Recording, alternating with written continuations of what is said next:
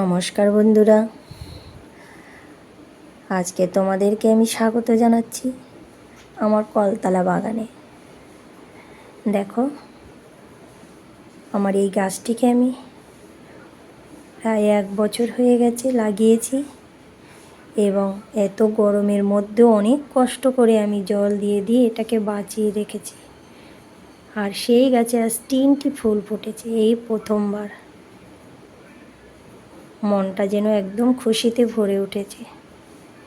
এই ফুল আমি সবার আগে ঠাকুরের ঘটে দেব, আর মা কালীর চরণে একটা দেব, মা লক্ষ্মীর ঘটে দেব, আর মা কালীর চরণে একটি দেব। আজকে আমি এত খুশি আমার নিজের হাতে লাগানো গাছে জবা ফুল ফুটেছে। গাছটিও বেশ মোটামুটি বড়ও হয়েছে, আরও কিছু কুঁড়ি আছে, তাতেও ফুল ধরবে, একটু টাইম লাগবে।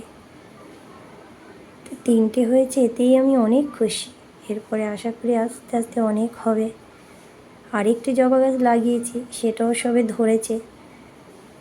গাছটি বড় হতে টাইম লাগবে, তারপরে তো হবে ফুল, সেটিও তোমাদেরকে একদিন দেখিয়ে দেব। এরপরে দেখো অনেক কাঁচা দেওয়া করছি, চলো দেখে নেই। এই দেখো,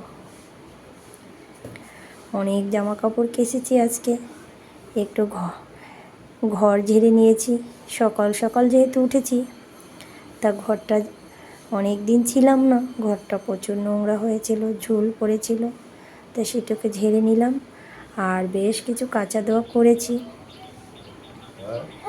বাইরেও কিছু শুকো দিয়েছি। আর এই কলতলাতে পুরোটা ধরছে না, এখানেও যতটুকু দিয়েছি সেটাই তোমাদেরকে দেখাচ্ছি।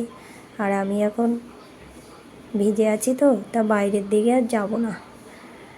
আর দেখো, শাপলা দরজার সামনে শাপলা বলে এসে ডাকছিল, তো একটু শাপলা নিয়ে নিলাম।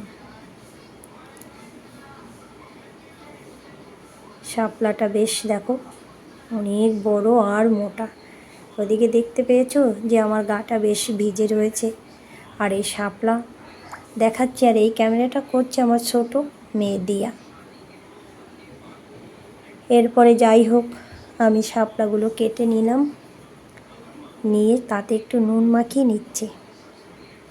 নুনটা মাখালে কি হবে জানো তো, শাপলার কষটা বেরিয়ে যাবে, আর শাপলায় যে জলটা থাকবে সেটাও ঝরে যাবে।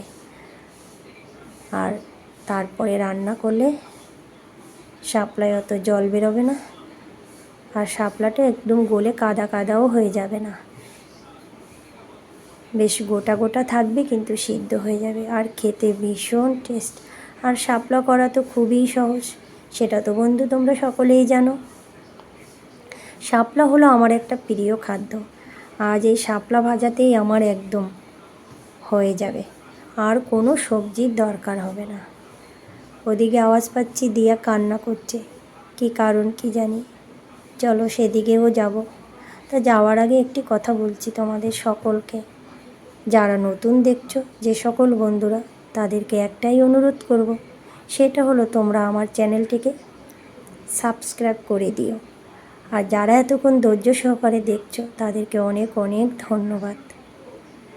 আর তোমরা সকলে সুস্থ থাকবে, ভালো থাকবে, যেটা আমি সব সময় আমার ব্লগে বলি। তা চলো এবার একটু দিয়ার কাছে যাই, দিয়া কি বলছে সেটা একটু শুনে আসি।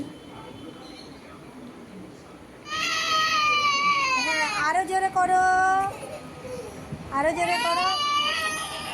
হ্যাঁ, এবার বলো কিসের জন্য কান্না করছো, কি ওটা বলো।